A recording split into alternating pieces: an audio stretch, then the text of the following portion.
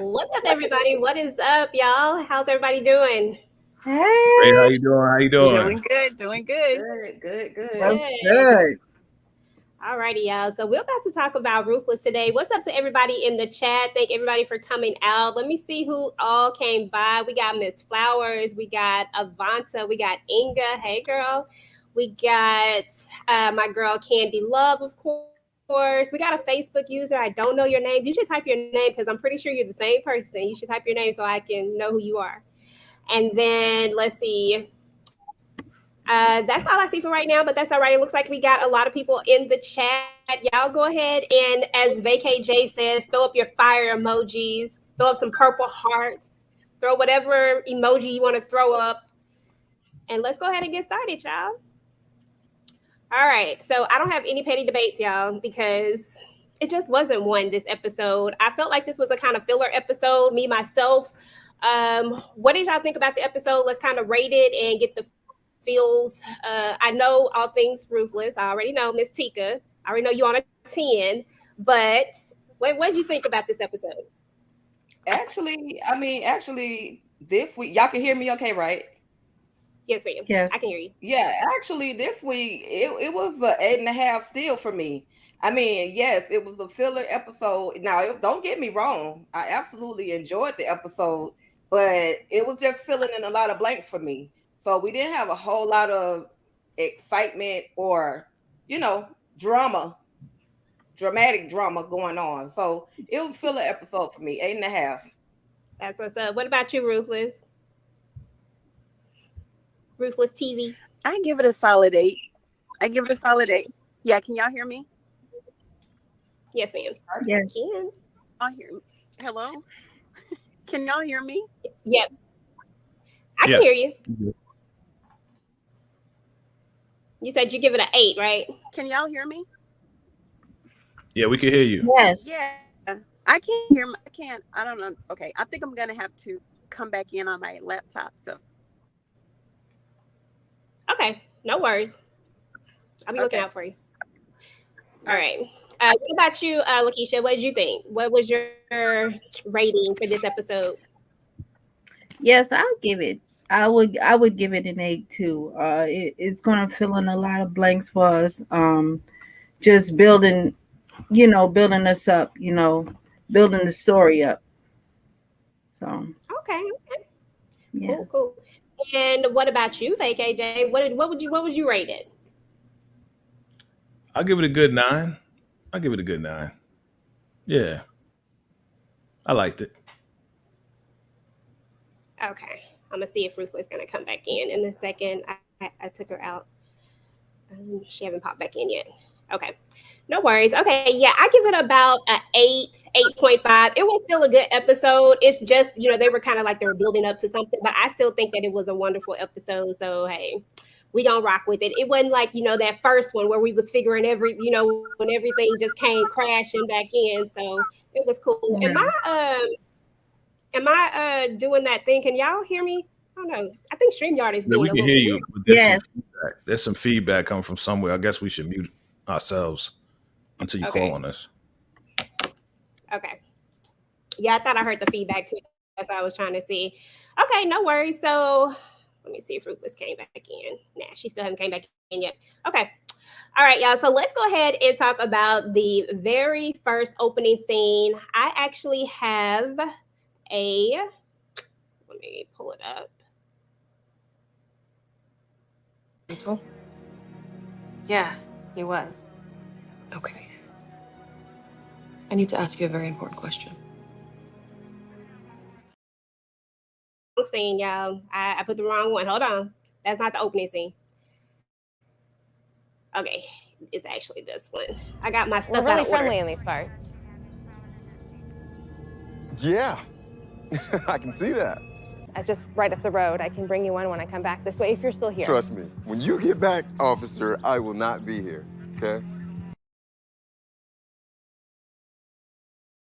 Okay, y'all. So that was the opening scene. So y'all know when the episode started, when it ended on last week, we ended with Officer Kate, bless her heart, she actually she stopped Andrew. Andrew has these bodies in the back of the car, and she stops him. She pulls him over, and Andrew is trying to figure out what in the world he needs to do. We're going to talk about that scene, but I think in order to talk about that scene, I think we should bring up a special guest, and they should actually break this scene down for us and tell us what they think about this entire scene. So let me go ahead and introduce Miss Hillary. Bring her up. How are you, Hillary? Hi, I'm Hey. wonderful. Hi. Wow, what a surprise. We just popped you up. Okay, so I just played the scene, right? And so, of course, your character. So, for everybody in the chat who doesn't know, this is Officer Kate. She plays Officer Kate. And Officer Kate seems to not always know what's going on, but she is slowly about to figure out what's going on at the Rakadushi camp. So, can you kind of break that scene down for us and tell us all about, just give us your interpretation of how everything went down when you're pulling up on Andrew? Sure. Yeah, I mean, I think from Kate's perspective, she's trying real hard to do her job based upon her education, understanding. So she sees something she believes to be suspicious, isn't trying to be cool about it, and not letting that up, but still doesn't know quite what's going on and isn't putting all the pieces together. But yeah, it was a fantastic time to, sit there with Blue and ask those questions over and over and over and over again and not get what I want. But yeah, I think that's kind of what was going on and what we were working towards when we did that scene. Awesome. Let me bring Ruthless TV back in, y'all. Okay, here you go. Hey, Ruthless, can you hear me now? Okay, awesome. All right. Well, thank you. I appreciate that. So, you know what? I only have one question. How does it feel working on Ruthless? Like, how does it feel working on this show? Like, because this show is an interesting show in itself. So you get to be right there in the middle of everything. So what is your feedback on the show? Like, how do you feel actually having to deal with all of the craziness of the Raku camp? How's it been? Well, I will say, as you guys know, there's so much going on in this awesome, crazy, wonderful story. So our interactions were really secluded, and it was so fast and so quick. It was just a whirlwind, specifically for me to kind of jump in. I'm sure you guys have been shared this before, as far as how quickly the wonderful, amazing Tyler Perry works on these. So you're shooting several episodes, skipping from scene to episode within minutes. So it's a lot to kind of take in and jump on, and it's exhilarating and fun as an actor to just play. But it's a lot. It was a little nerve-wracking for me because I had kind of been on an extended pause with COVID and being a mom. And so to jump right back into that, I was like, okay, we're going full force here. Here we go. Let's do it. But I had a fantastic time, and it was wonderful. Awesome. Well, congratulations on the baby. That's nice. That's great. He's not a baby anymore. He just turned 5, which he's very proud of, but he'll always be my baby.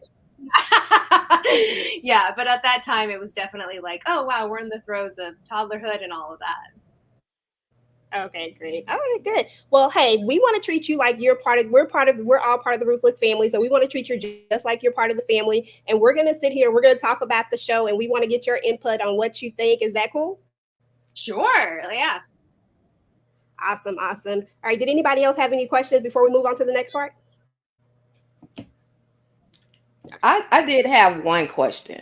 Yes. Okay. And I'm Tika Deshawn, all things Ruthless. Thank you so much for being here with us, first of all. Thanks for reaching out. Absolutely. So with that being said, I know you're married, you got your family, your mom and all that, but how gentle was Blue Kimball, Andrew, when he decided he was going to choke you out?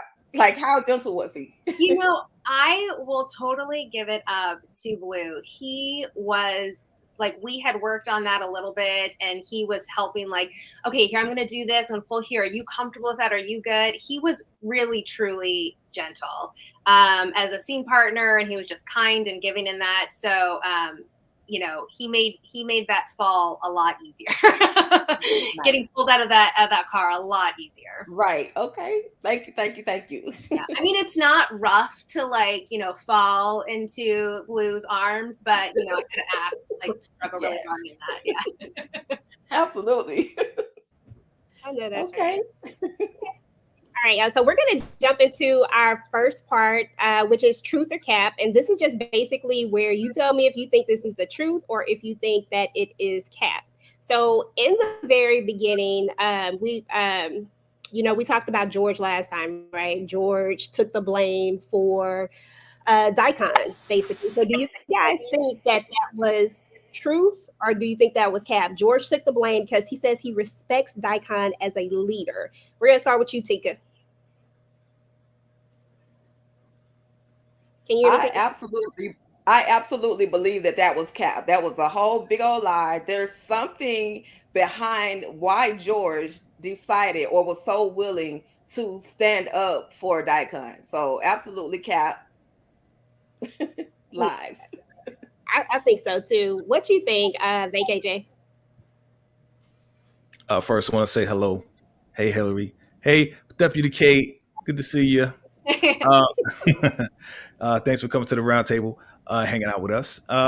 Yeah, definitely that was cap. Like, there's something going on behind that. Like, again, we talked about it last week. You know how Tyler Perry does it. Like, either he has feelings for Daikon that we don't know about, and he's just taking up for him just to kind of like get in with Daikon. So it's like, okay, you know, I've been trying to get close to you, Daikon. Or there's just something else behind it. You know what I'm saying? So you know how Tyler Perry writes it. It's going to be something scandalous. That's what we want to see. Okay, exactly. What about you, Ruthless? What did you think about it? Think it's truth or cap? I think it's cap. Can y'all hear me? Yes, ma'am. We can hear you. Yeah, I think it's cap for sure. I just have a question though. Like, where was he when Daikon's head was on the chopping block? Where was he when his wrist got slit by the highest? So, you know, he should have taken up for Daikon a number of other times, you know, just standing up. And I don't know. I'm just gonna wait to see what type of punishment he's gonna get. I think it's just a boatload of crap, and I think that he has an ulterior motive for sure. Okay. And Hillary, what about you? What do you think? Do you think it was truth or do you think it was cap? Am I allowed to say something? No. Let's go with just a different opinion of he was really living his truth right there. I mean, how fun would that be is if the direction was steered a different way. Got you. And what about you, Miss Lakeisha? Yes, I think that is all cap because it was him and Lewis in the beginning were questioning whether the Raku was even real. And I just think that, you know, he's trying to get close to Daikon to climb the ladder, per se, you know. I certainly think it's cap. Scarlett said that she thinks he's an agent, in my opinion. Who knows? At this point, we got a bunch of agents out at the Raku, so possibly so. All right, guys. So the next one is going to be that the highest will consider accepting Aaron as a Raku member. Do y'all think that he really is considering this, or do you think he has something bigger planned? Or do you think he has something else planned for Aaron? What do you think, Lakeisha?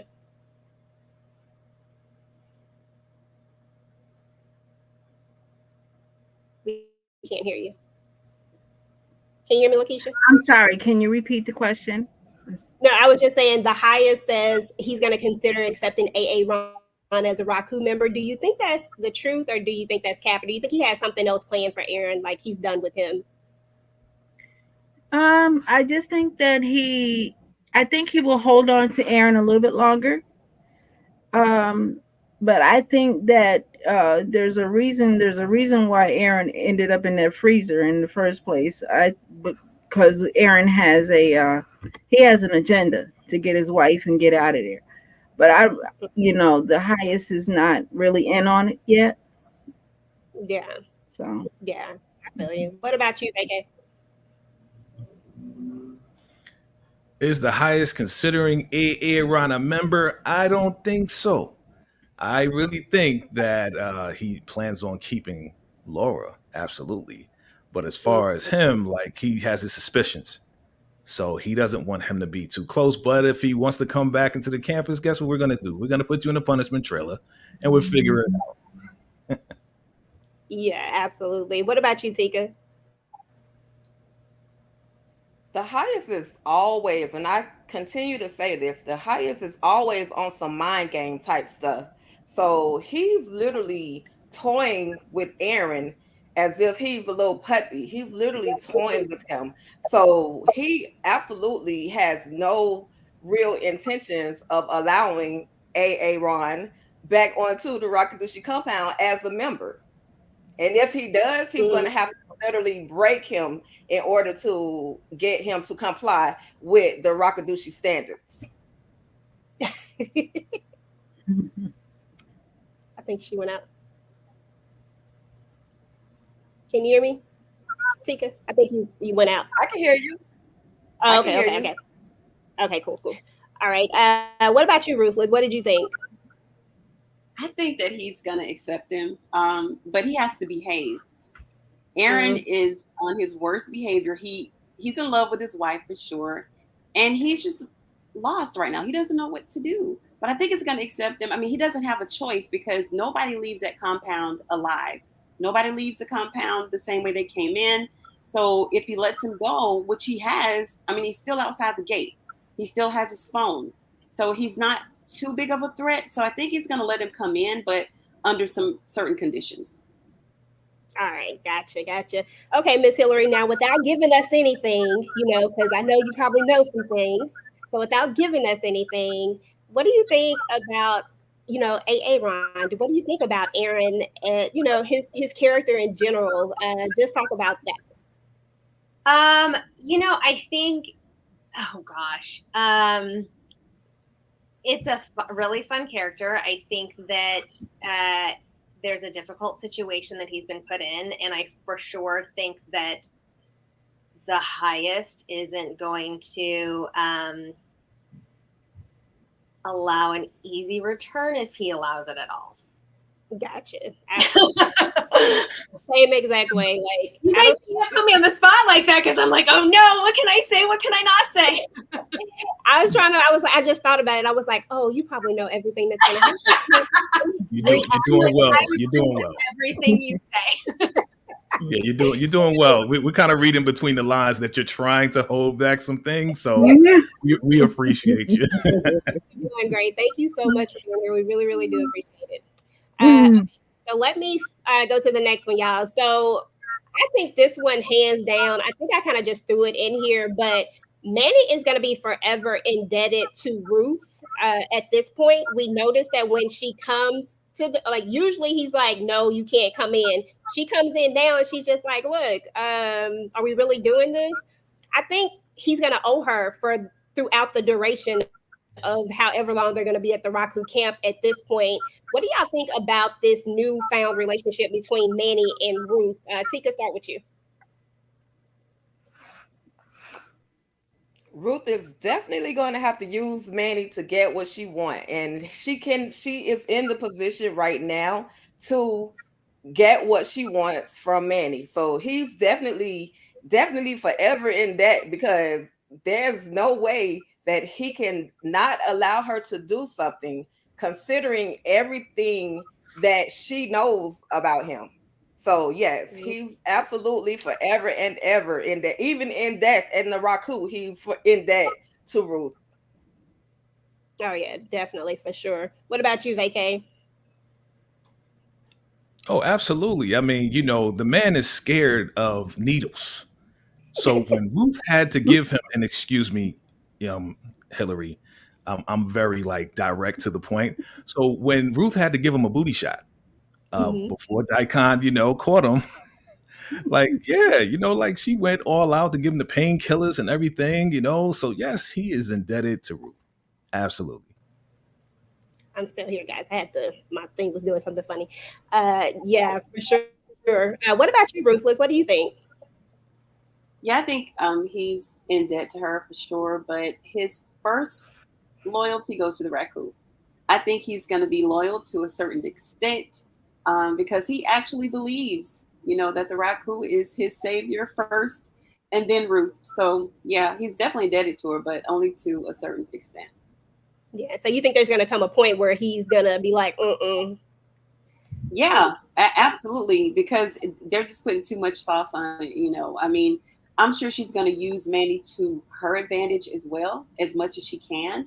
But when it comes between, if he had a choice, I think he would definitely choose the raccoon over Ruth any day because he's afraid of the raccoon. Remember, he's afraid of him. So yeah.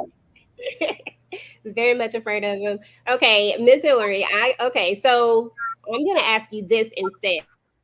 So what do you think about the character Ruth? Ruth has been making a lot of moves, since she got to the camp. What is your overall view of this character? Oh gosh. I think that as a viewer, she's phenomenal to watch and see how she works and how things are going to play out. She's really just, I get strong and all of that. So I think it's just awesome to see, as far as like watching that, I think it's just great to see. My particular character at this point has no relationship or working knowledge with her. So I think that would be a really interesting take to see if those two characters ever were to be in the same universe at the same time. That would be interesting. All right, Miss Lakeisha, what did you think about Manny being indebted to Ruth? I think Manny thinks that Ruth is the MVP right now because he was in some serious pain, and who else was going to bring him around but her? She was the only one that had access to it, and I think that he is going to end up using this newfound relationship to get what he wants, and so is she. Yeah, definitely. I can see but that. I still would trust that I would keep one eye open because we're talking about Manny here. Mm-hmm. For sure. Talking about Manny here. Okay, yeah. So last one, Joan and Laura are working together to get this money. This has been a constant theme inside of the River thinks it. Ruth has always thought it. So my question to you guys is, do you actually think that this is true based on all the events that have happened? Do you think that is true, Tika? It's looking real suspicious, you guys. I don't trust Joan, and that's my girl. Like, I literally got Joan on my shirt right now, but I cannot trust her right now. She's moving totally different than when we saw her in the beginning in regards to now she has another ally. So in actuality, she doesn't need Ruth, nor does she need River. So I think some kind of way those two are absolutely working together. Gotcha. I think it's possible too. Me myself, I think it's definitely a possibility. Especially, I don't know, Joan just really she changes up so much that I can never tell which side she's actually on. Who do you think? What do you think, VACAY-JAY? Yeah, Joan, she goes back and forth all the time. She acts like she's down with the Raku, and then she has her little conversation, a little banter back and forth with with Ruth. Like, I think it's hilarious how Ruth is just like, "What do you want, Joan? Like, leave me alone. Like, why you bothering me? Just get the money. Let's get out of here." So Joan, she goes back and forth. She knows how to play the game. I'll say it like that. She really knows how to play the game when it's time to play. And then when it's time to get the money, hopefully she'll come through. But we already know Ruth and River already have their other plan to get away with the money. So we'll see what happens with Joan. For sure. What do you think, Ruthless? This is a loaded question because I've done so many videos on Joan. She flips flop like a fish out of water. She doesn't know what she wants. And she has had like the biggest character shift for me. And I think that she needs to get another partner in crime, because right now Laura is seeing birds and everything, monkeys, and I don't think she's capable of stealing money at all. So I really think that she needs to get another partner in crime. And she doesn't need Joan. Not Joan. She doesn't need Ruth. She doesn't need River. You know, she has all the information. She's got access to the bank accounts. She's got the computer. She's got everything. She has everything she needs. And all she has to do is just transfer the money and leave. You know, there are so many things that she can do on her own, but I don't think that they're working together at all. Okay, cool. Lakeisha, did you think that they were working together? I can't remember if I asked you, so I'm trying to make sure. No, you didn't. Okay. Yeah, I don't know how to take Joan at this point. She's very wishy-washy. 1 minute she's on their side, and then the next minute she doesn't want to talk. She doesn't want to talk to them. So I think yeah, she is. I really believe that Joan is could be an FBI agent. She's so smart. She knows how to count that money. She knows that place in and out. She knows how the highest works. She knows how to play the game very well. So I will watch her very closely. But are her and Laura working together? I don't know. They could be. Because at this point, Aaron is even questioning his own wife whether she wants money. So. Yeah, for sure. So I have a question for you guys, if I can do that. Yes, everybody is suspicious of everyone. Is there anybody on the show that you trust, that you think they are who they say they are? I trust Deputy Kate. Right answer. No, seriously, I do trust Deputy Kate. Like, seriously, like Deputy Kate is probably the only person who doesn't have an agenda. She doesn't have anything that, you know, that she's trying to accomplish. You know, she's not taking money from anybody. I mean, who else is there to trust? Nobody else is trustworthy. Well, I guess we'll just have Daikon. But because we are watching Tyler Perry Ruthless, it's always the innocent ones that we do trust that turn out to be part of the rock. Now, I know you can't tell us everything, but I can tell, just looking in your eyes, I can tell there's something you want to tell us, but I know you can't tell us. I do look good in purple, just you do? putting that out there. No, I'm kidding. Totally. I was just going to say, you probably have a purple rose stashed away somewhere. That's crazy. I mean, maybe. I don't, you know, you guys we're family. You're invited to come over to raid my closet to see. Okay. Nice. Ruthless, what do you, are you, did you answer her question? I'm sorry. Yeah, I think Daikon is the only one that doesn't really have an ulterior motive. He's been true to the end. He was willing to get his whole head chopped off.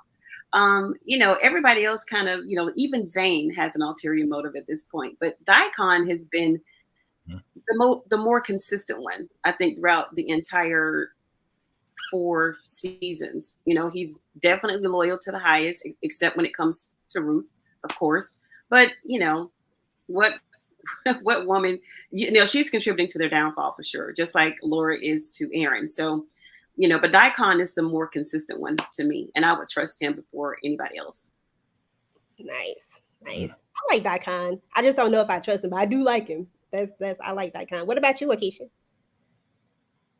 Is he loyal? Yes, I think Daikon is the most loyal to the end. Because if somebody take you to a chopping block and they're gonna cut your head off, and you get to that point, and all you do is you get up and cry, and you just keep on going like nothing just happened, like this man wasn't really just going to chop your head off, and you just keep going like nothing happened. Like, yeah, he is the most loyal. I think he's 10 toes down. Yeah. Did anybody else have any questions for Hillary, aka Officer Kate? Or did you have any other questions for us? Because you do have the infamous, the what did you call yourself, Tika? the biggest ultimate ruthless addict. Ultimate. I'm sorry. I knew I couldn't think of that word. Ruthless addict. So do you have any other questions for us? I don't. If you guys have any other questions for me, I'm happy to answer it as much as I can. I do have one question. So this is Ruthless, one of the craziest shows that anybody could ever put out in their lifetime. Sure. How did you feel, or what was your reaction to, they say, okay, you have the role, but then you have to read up on what this show is about. What was your reaction? So I have an interesting story as far as how I got involved with the show. I had actually auditioned for a different role in 2019 and was cast, but the dates changed and wasn't able to accommodate the date change because I had another commitment. And so a year, 2 years later, they called me and they're like, hey, do you want to come back for a different role? I was like, absolutely. But this is before anything is aired. So as an actor jumping into it, while they have a season in the can, it takes maybe a year and some change before the audience actually sees it.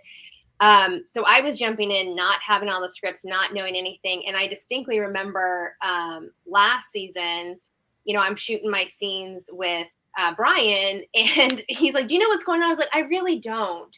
And he's like, okay, well, so I was like naked for the first half of the season. I was like, oh, okay, so that's this kind of show right now. So luckily my character didn't come encounter with any of that, because I think me as a person, I would have been like, oh gosh, naked people probably would have thrown me off. But it's interesting because you were limited to the amount of information that you provided as an actor. So a lot of it coming together and thrown into it is just leaning on your scene partner and working with them when you've got a minute here or there, and kind of figuring out that rhythm, what works, and obviously trusting Tyler Perry and his vision just to make sure everything works together and is cohesive.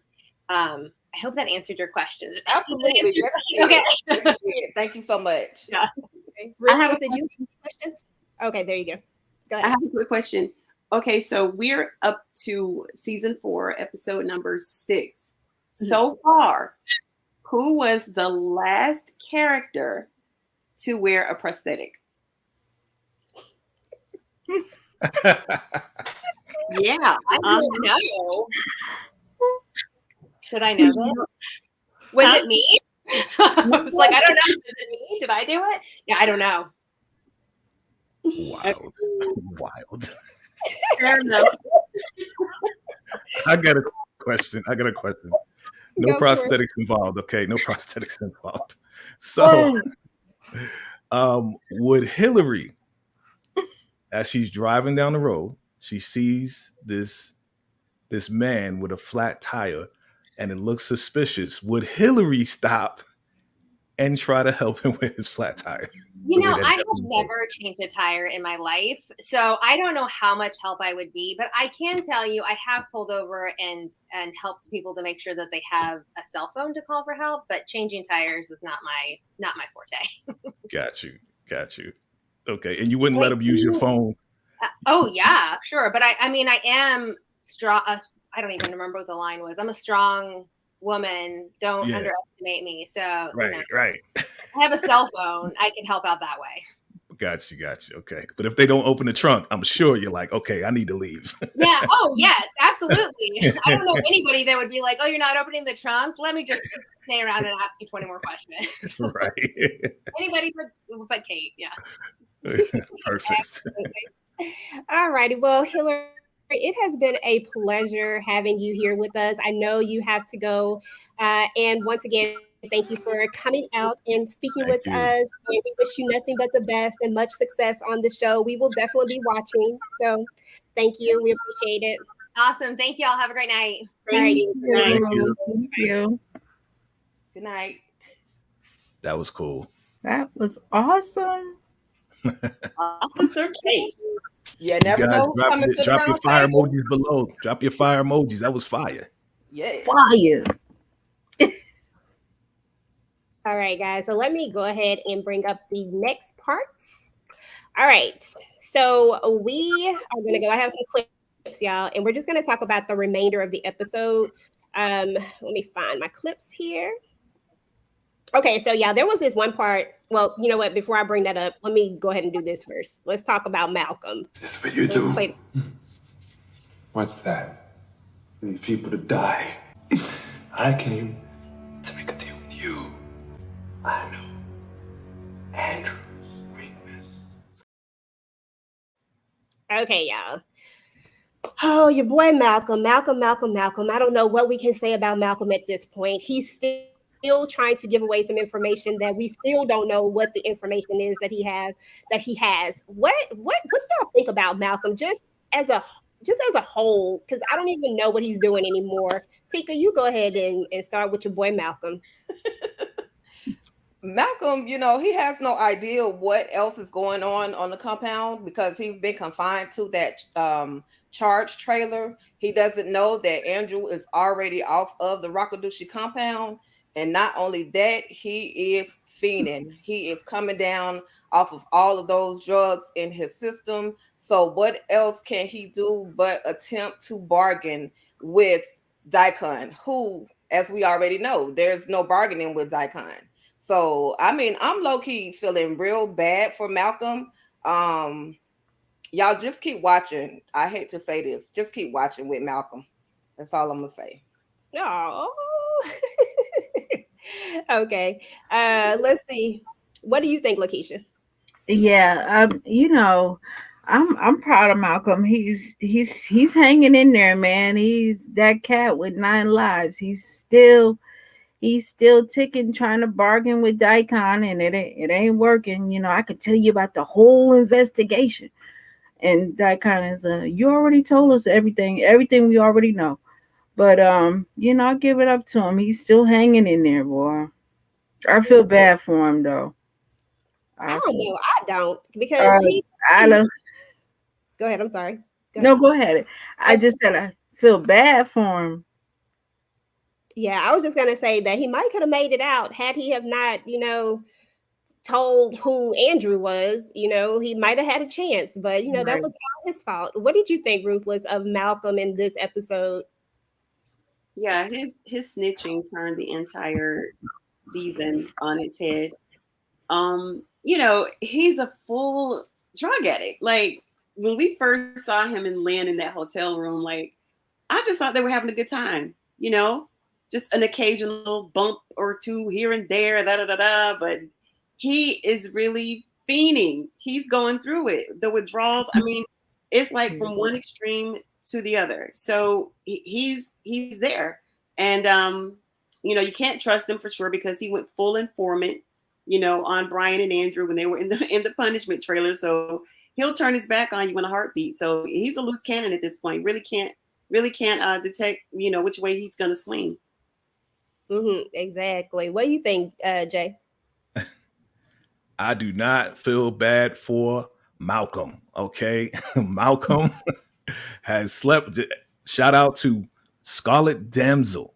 Made a great point. How you feel bad for a man that slept with everybody's wife? Okay.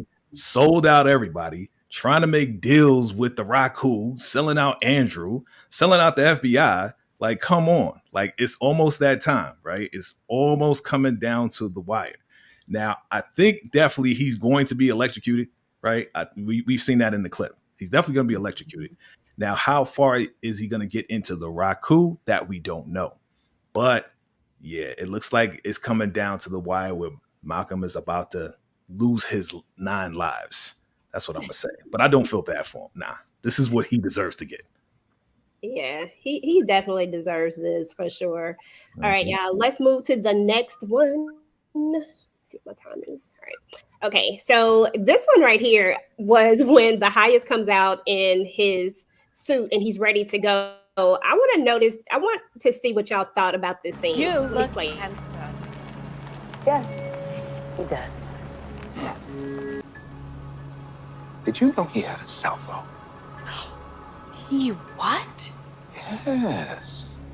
Oh, no. Your highest? Do you think he'll try and get help? Well,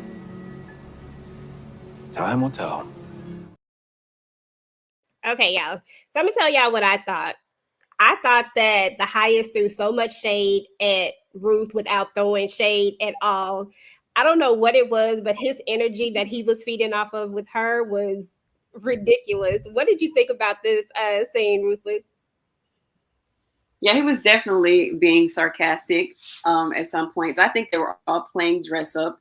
You know, what's her name? Joan was giving him so many compliments, and Ruth was a little jealous. She was like, "Yes, he does," and it's just really it's nice to see them fully clothed and looking like decent human beings. This scene was very telling though, and I'm gonna save some of my comment for the video, but it was very telling. But it was okay. But yeah, he was definitely throwing shade, or he was throwing some hints, as if he knew something that he shouldn't have known, and she knew, and it was a little awkward for sure. Oh yeah, for sure. What about you, Tika? What are your thoughts? Yeah, Joan was absolutely going into overkill with the compliments.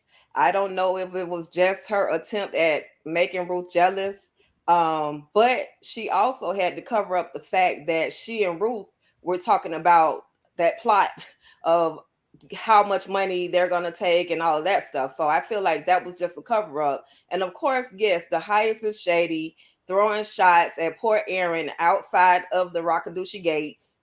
Yeah, he had a cell phone. Okay, your highest. Like, okay, you look good in your suit. Whatever. I'm over the highest right now. I just feel bad for Aaron, so I have nothing good to say about the highest at this point. You said you feel bad for Aaron. What about you, Jay? Yeah, it was it was the fakest moment out of this whole episode. Did you know he had a cell phone? Oh no. It was so, you could tell they was just playing along with each other. And he knows what he said after, which I think you cut off, was, a man in love, he'll do anything. So the highest already has in his mind, like, I'm gonna play with this guy until he either gives up or I'm gonna figure out what to do with him next. So I thought it was like the super fake moment in time. Joan, like I said before, she really knows how to play to the highest until she gets the money and gets what she wants out of this deal. So we're going to see what happens with that. Exactly. All right. So, Lakeisha, I'm going to show you this clip, and then we're going to start with you on this Joan one. told me. Okay. Did she? Yes. I've never felt breath in my body like this. It's beating so fast. I'll take your word for it. Sorry. One of my new Listen, sorry, Jay, I couldn't, show everything, the parts you like, but oh no, I got it. I saw it. We're good. What did you think about this? Ruth, makes her way in to go see Laura to find out what's going on. And what did you think about this scene just in general? Well, she is Laura definitely got what she wanted at this point. She wanted to be a part of the Raku. She is definitely a part of the Raku. And Ruth is not going to get at this point right now. She's not going to get what she wants from Laura, because Laura is lost in the sauce right now. So she don't know whether she's going or coming. She is definitely, she's 10 toes down with the Raku right now because of that powder. That powder got her gone. So whatever Ruth is looking for from Laura, she's not going to get it. Exactly. No, completely. Jay, question: what do you think Ruth? What do you think her motive was? She Ruth again plays chess, right? So she doesn't really know what's going on with Laura. She has suspicions because, again, she's putting the pieces together. All of a sudden, Aaron's outside. She didn't know about that until she, saw what was going on. So now it's like, let me find out what the highest has done. And you already know. Now just put it in the comments. She's doing the best that she can to stay in position with whatever power that she thinks she has. So she wants to find out all this information so she can stay in position with the highest the best way she can. Gotcha. Okay, cool. Okay, Ruthless, I'm gonna play another scene and then I want you to talk about this one. Give me one second. I told her Lacey is alive. You think that was wise? I do. She was falling apart.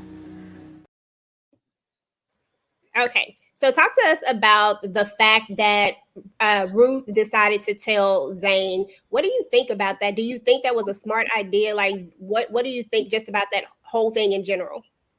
I'm kind of torn on this one because, I feel that, the human part of Ruth, her heart got in the way, and she was like, this girl is falling apart. She misses her friends. Everybody's dying. She was, cracking up. So she said, okay, well, let me bring a sense of normalcy to her and let her know that Lacey's still alive, just to kind of bring her back to reality, so to speak. But she has to realize too that Zane is not all the way there yet. She's not able to handle that sort of news because her mind is still fragile, right? So I think that, it's kind of bittersweet. I'm glad that she told her. I wouldn't have given her that key for sure.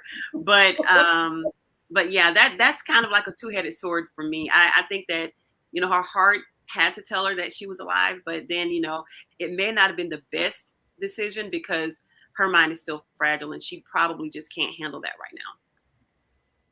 Gotcha. Yeah. So Tika, kind of piggybacking off of that, there was a moment when Ruth is talking to Zane, and Zane tells her, surprise, I'm really not crazy. I'm just pretending. Is truth or cap on that? Do you think she really is, insane, Zane, or do you think she's pretending? Zane, I feel like Zane is playing the game. She was trying to survive. She may be a little thrown off, but she's really doing more to survive the entire situation. Because look how easy it was for her to go and just say to Ruth, "Hey, I was just playing around with you guys. I had you and Rivers afraid." So she knows what she's doing, and that brings us back to the moment where she asked Elder Mother Marva what was in the food. So Zane knows exactly what she's doing. And in regards of Ruth telling her about Lacey still being alive, it was too soon. It was too soon. Yes, Zane is not all the way together. So I absolutely agree with Ruthless TV. She's not all the way together, not all the way there. So it was definitely, it was okay for her to tell her, but definitely not okay to give her that key, because now she's about to create a spiraling effect, in my opinion. Yeah, something definitely gonna happen there. All right, so I got one more scene, guys, and then we're gonna talk about the next episode. Hold Can on. I say something real quick? Yes, please. I want to point out the fact that I agree with what everybody's saying, but if you really look at it from another perspective, Ruth is throwing Zane off because Zane's whole focus, remember, is to please the highest. Highest, can I do this to get close to the highest? Right. So for her to give her the keys and say, "Hey, listen, your friend is still alive," that's another strategic chess move by Ruth to get her to now focus on Lacey and not focus on the highest. Salute. That's a good point. That's a very good point. And that might just bring her back to her, back to life, back to reality. That song, that might just bring her back. All right, so let me play this last one. Let me see. Yeah, he was. Okay. I need to ask you a very important question. And it's also very important that you don't tell the sheriff. Sure. This is a federal matter. Yeah, it put the wrong scene in there. It put the whole thing in there. I had it broken up, and I can't play the whole thing because y'all know what's gonna happen. Yes. So, anyway, let's start with you, Lakeisha. There's a moment where he is going to tell her, she's going to show her a picture, and it's going to be a picture of Andrew. And then we're going to see Desiree get on the phone, and she's going to say that he's gone. She thinks that Andrew is She thinks that he's been burned, basically. Like he's not, well, not really burned. I don't think that's the word. But she thinks that he's basically with the Raku now. She doesn't think that he's in his right mind. Do you think she's right? I mean, because I think we've had this conversation before. Is Andrew really with the Raku, or is he playing a game? No, I don't think. I still don't think that Andrew is with the Raku. I think Andrew is the smartest one of them all, and he knows how to play them. He knows how to get what he wants. He knows how to talk.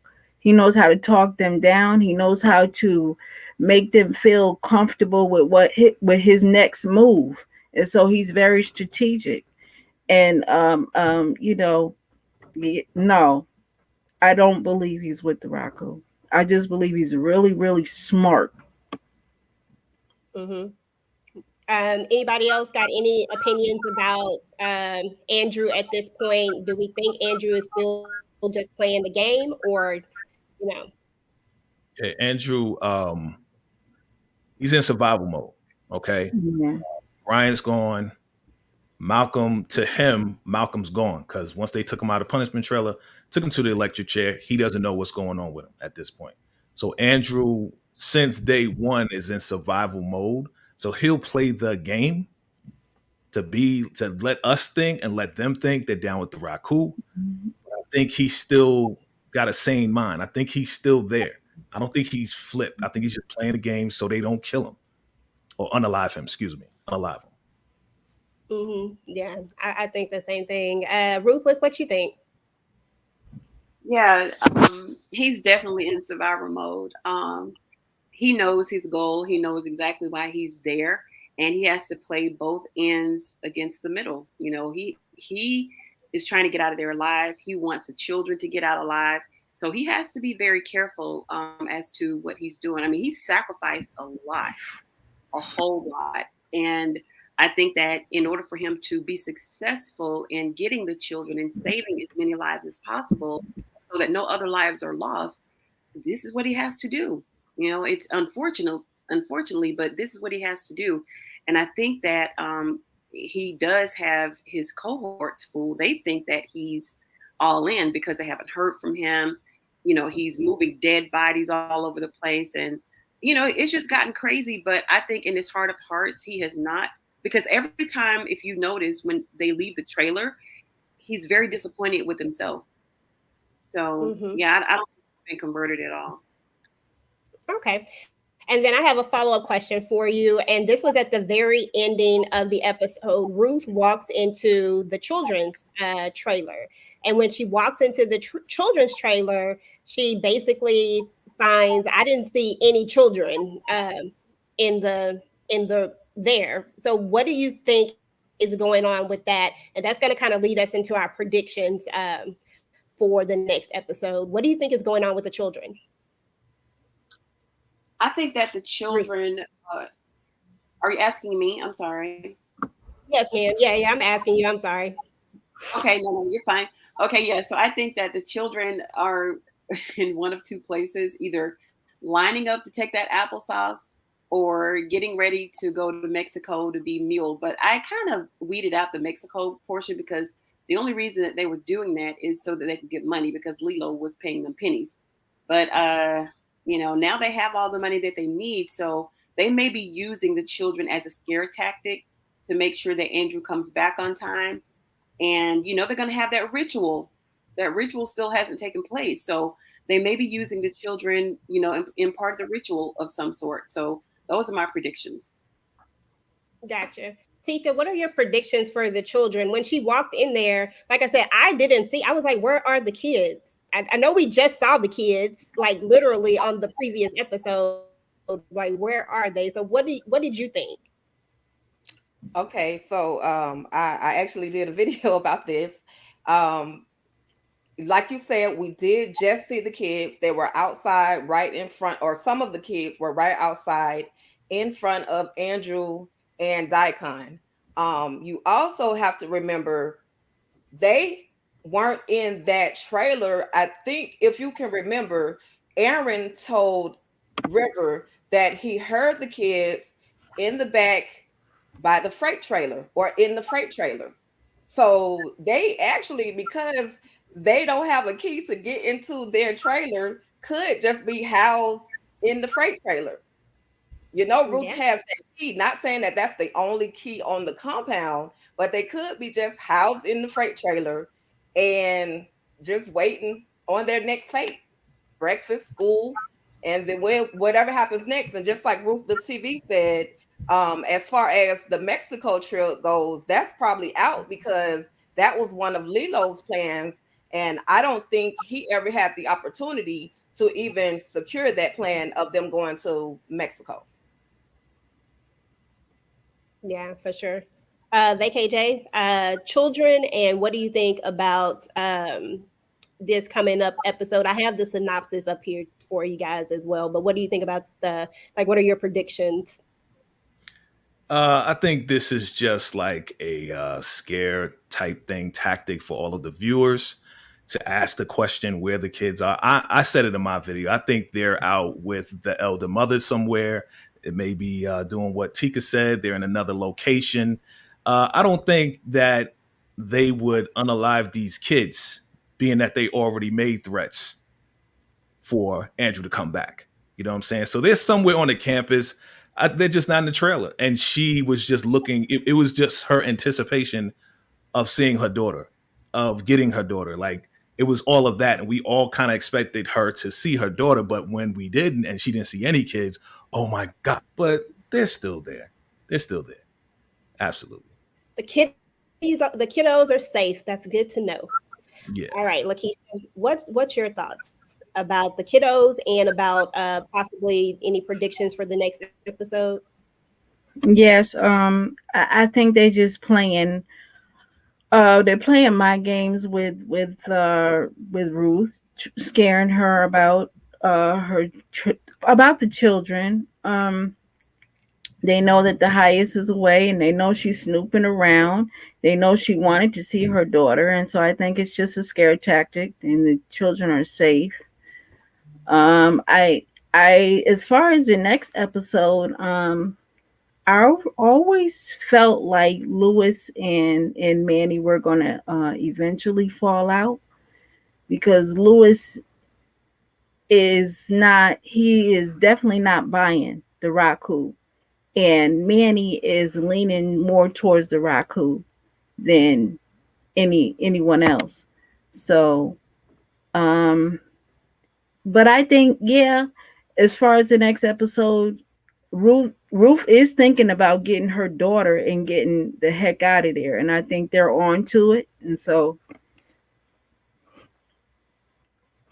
You think this is a play to you think this is them moving the kids so that no one has any thoughts?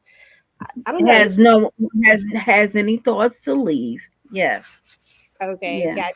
So does anybody else have any predictions for the next episode that we didn't get out there?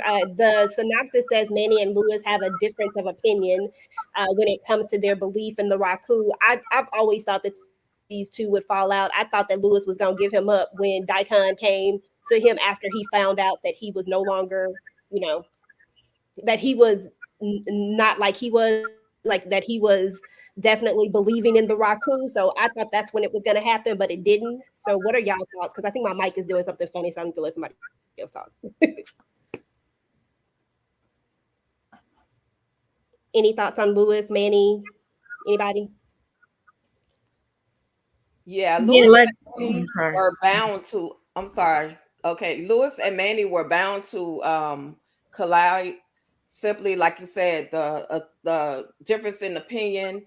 Lewis is not with the shenanigans. He's only there for the good, and a place to stay, a roof over his head, food to eat. And Manny has fallen in love all over again with the Raku, or he's more afraid of the Raku. So it doesn't surprise me that the two of them are going to clash, but I don't think it's going to be a point, or I'm hoping it's not a point where Lewis has to, well, then again, he can tell on Manny, but I'm hoping it's not at the point where he has to reveal something about Manny, because if he reveals something about Manny, then he's going to be also in trouble for not reporting it. Yep, gotcha. Go ahead, Ruthless. You were going to say something? No, it wasn't me, but I will say that I think that on a different note that Joan is a defector. I think she's going to let the Highest know what's going on. I think that she kind of low key wants to be with the Highest as well. It's just a whole lot of going on. I think that Manny and Lewis, Manny has definitely cracked. I think that a lot of them are just going crazy. They're switching up, switching sides. They don't know what to do. Go left or right or go straight. They're confused because their time there on the compound is ticking. Like, it's very limited, and we can tell. I mean, they're the Highest love to play mental games with them as well. So I think everybody just kind of cracking up, going cuckoo, especially Manny. Like, I thought he was cool, right, at first, but now he's falling in line with on the same time that Zane is on. So we'll see. Oh yeah, definitely, for sure. VACAY-JAY, any last words, Lakeisha? Any Yeah. last words? Yes. So pertaining to Manny, we got to look at it from a different perspective, right? I agree with Ruthless TV. He is cracking up, but when you think about it, wow, Manny, I call him scumbag Manny because of what he did to Zane. We all know that. But what happened to Manny, as far as the pencil sharpener on his little sausage, as far as elder mother, okay, doing what she did to him, and just everything that he's been going through, I think, yeah, he would crack up. He would do some crazy stuff like, oh, okay, we can have a wife. Oh, okay, I'm down with the Raku. He believes that the pencil sharpener cuts was from the Raku, telling him he shouldn't have been doing what he was doing, right? Exactly. So he's all in, right? He's all in with the Raku because all of this trauma that he's receiving now, which is just the repercussions and just the karma of what he did to Zane coming back at him. Of course, he's like all in. So let's see how all in he is when he gets enlightened by the Highest. Okay. Let's see how all in he is after that moment, because now he is on the radar with the Highest. He's like, oh, I'm ready to be enlightened. He's like, you sure? All right, we're going to let you know. So yeah, we're going to see how all in Manny is after that. It's going to be funny. Exactly. Any final words or any thoughts? Yes. I always thought, like I said, I always thought that Manny and Lewis weren't going to be that close. I thought they were going to fall out. They eventually were bound to fall out because Manny, he doesn't seem like he's all there with the whole thing with trying to trap Zane into marriage and being with her, and the whole thinking that the Raku was a whole part of why his peen was slit down the middle. So I mean, and Lewis is he's completely not buying the Raku. And so yeah, I just think that it's a matter of time before Manny loses it. And I just can't wait to see what he, when he finds out what enlightening means. So Exactly. All right, guys. Well, that was pretty much the episode. There wasn't a whole lot going on in this episode, but I do think there was a lot to take away from the episode. I think there were a lot of little nuggets that were dropped that's going to be setting us up for the next episode. What do you have coming up on your channel, Miss Tika? Okay, so as we already know, Ruthless will be back tomorrow already. It's already about that time. So I'll be giving you guys more Ruthless recaps, as well as I am going to load you guys down with movies that I watch, as well as How Did It End? That's another series that I'm going to be coming up with for you guys. That's pretty much it. Also, more interviews lined up and more roundtables. Enjoying it. Had a great time tonight, EJ. Thank you. Awesome. Jay, what you got going on, sir? VACAY-JAY of VACAY-JAY Media. Family, it was a great day. And I want to give a shout out to Tika for getting Hillary, Deputy Kate on the show with us today. It was definitely fun. So shout out to you Awesome. and shout out to Hillary as well. You know, I mean, it's super fun. So what do we have coming up? Family, Ruthless, recap. You already know I'm going to hit y'all up tomorrow early as possible. So look out for that. Listen, we're coming up on the last episode of Power Book 2 Ghosts. And this Monday, we're going to go live. I'm going to have a full house, full panel. Family, this is going to be the season finale of madness because it's going to be madness after we see episode 10. So definitely look out for that. Also, speaking of power, I just been invited to interview none other than RSJ from Power Book 2 Ghosts. So look out for that interview as well. And then we have more interviews coming up. We got more power coming up. We're going to bring back You Write the Script, but I'm going to flip it. We're going to start on Monday and we're going to flip it up. So look out for more fun on VACAY-JayTV, more interviews, more everything. And also shout out to everybody that watched our new podcast, Handle Your Business. Look out for more entrepreneurs, stars coming to handle your business as well. So that's what's going on, fam. Stay tuned. Stay tuned. Nice. That's what's up. That's what's up. And congratulations on getting over 1,000 views on your first podcast. That was amazing. So proud of you. Appreciate your support. Thank you, family. Of course. Lakeisha, so I know that you have something big coming up. So why don't you go ahead and tell us about it? Yes, I have Lakeisha Watson's Heart and Mind podcast, where I'm going to talk about life and self-motivation and self-love and learning how to love yourself, and just planning on having real conversations with real good people about, just learning how to love yourself and embrace yourself. And I'm really looking forward to it. I'm excited about it. I'm excited about being on this platform with you guys, talking about my absolute favorite show.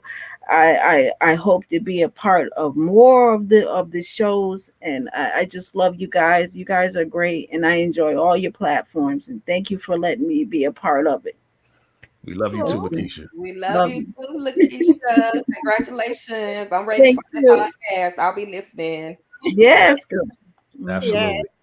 All right, Ruth. I'm sorry, I forgot to say that I'm on YouTube and Instagram. I'm on Instagram at Lakeisha_lyric on Instagram, and I'm on YouTube, Lakeisha Watson Heart and Mind podcast. Okay, I'm done. Okay, you're fine. Good job. Good job. And Ruthless TV, what do you have coming up for? I know you got some good stuff going on.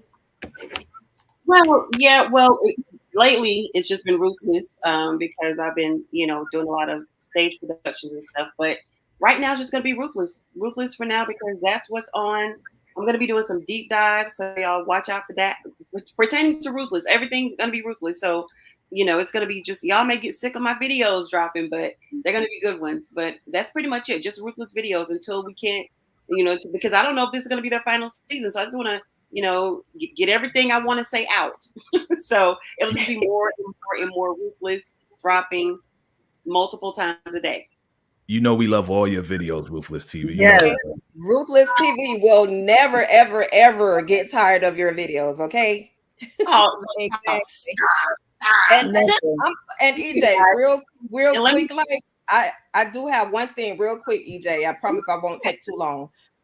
The writer's strike, it affects all of us. So I did a video for those of you who are interested in finding out what the writer's strike is all about. I also wanted just to make sure I mentioned that because our girl Ruthless TV is a writer as well. So I know that it affects everyone in the entertainment industry. So if you guys could please go and check that out, I would greatly appreciate it. Absolutely. And you guys have been great. I'm having so much fun. Like, this is the most fun I've ever had on a panel. I have never been on a panel, so. Hey, I'm glad. That makes me happy. Well, and like everybody else said, go ahead. While you out there on the Raku campus. Yeah. Inside joke, guys. Okay. Yeah, we get it, VACAY-JAY. You got inside jokes. I want to be on the inside joke. I'm too nosy. I'm like Officer Kate. I'm nosy too. Shoot, I want to know. But guys, I have coming up. I'm going to be doing Power, of course, which is going to be a recap party for the finale episode. I anticipate to have a lot of people just come through and talk about Power. So I think it's going to be a good time. You never know what's going to happen. Probably going to be a lot of debates going on because we're going to be talking about the entire season. So it should be interesting enough. And then, of course, I'll just be dropping probably some rewatches as we kind of see what's going to happen with, what's going to be coming out, and all that good stuff. But meanwhile, that's what I will be doing. And as everybody else said, it was really good to meet everyone, like to be a part of this family. I love getting up here and talking about this show with you guys. So I appreciate all of you for coming out. And let's just go to the chat real quick so we can go ahead and wrap this up. All right, so we had Scarlett come through. Thank you, Tiffany TV, Candy Love, always appreciative. We had Loves France 24. Shout out to you, Miss Flowers, Lauren. Thank you for coming through. We appreciate you guys so much. Jacqueline. It was a lot of people in the building today, guys. I think we had over 70 something. So it was really good to have everybody come out. If you're watching this on the replay, make sure to type in hashtag replay. Let us know what you thought about the episode. And once again, a special thank you to our guests. Thank you, Tika, for setting everything up. And thank you guys so much. We're about to get up out of here. Until next time, guys. Peace. Peace.